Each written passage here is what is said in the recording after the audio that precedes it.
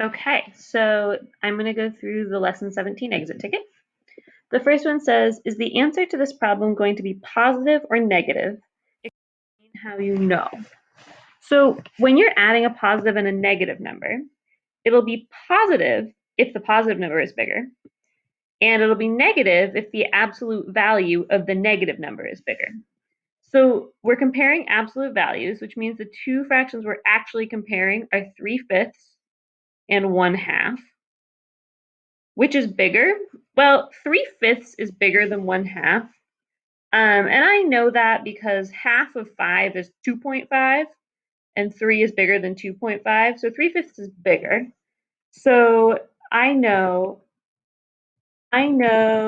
that the answer is going to be positive because 3/5 is bigger than 1/2, which is the absolute value of -1/2. All right, if we look at number 2, it says, which of these options shows this subtraction expression correctly rewritten as an addition expression?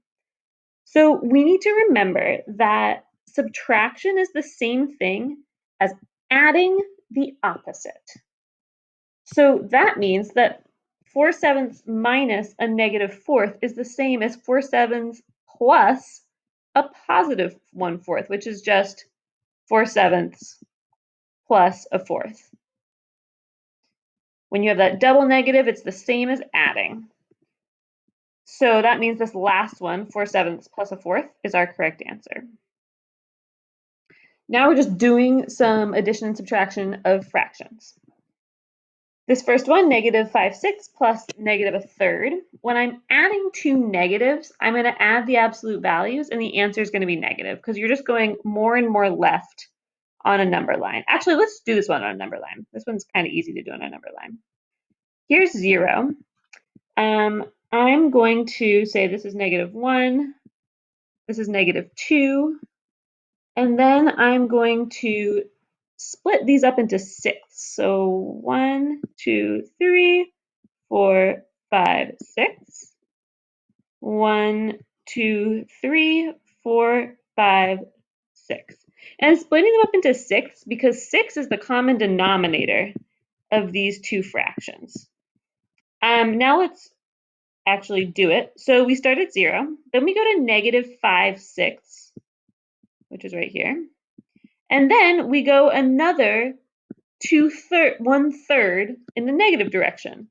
I know that 1/3 is the same thing as 2/6, so I go 2 more, 2/6. Now, where do I end up? Well, that's -1 plus a -6. So that's -1 and 1/6. The other way to write it is -7/6 because you can 7/6 because you can count 1, 2, 3, 4, 5, 6, 7, 6. Okay, this next one we're not going to use a number line. We're going to do it with common denominators.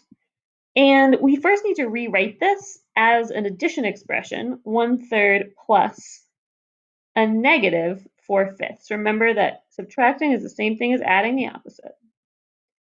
Our common denominator is going to be 15. 1/3 we can rewrite as 5/15. And -4/5 we can rewrite as -12/15. If you're still confused about, oops, I'm trying to erase this. If you're still confused about finding common denominators, that's fine, but you should go back and review that lesson so you really understand that. So -12/15. And then when you're adding a positive and a negative, remember you subtract them and take the sign of the bigger number, the number with the bigger absolute value. So 12 minus 5 is 7/15, and it's going to be negative because 12/15 has a bigger absolute value than 5/15. So the answer is -7/15, and that's it.